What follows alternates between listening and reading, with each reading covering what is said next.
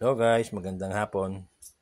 Ito guys, meron tayong customer magpapakabit ng bagong cool na hub sa kanyang bike. Ito mga idol. Yan.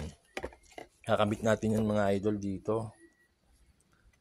Magpapapalit ng hub ang ating kaibigan na bikers, Ilocos Norte bikers.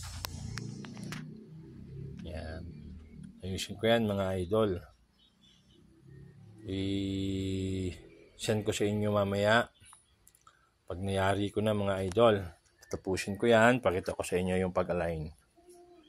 Yan. Cool 6 poles.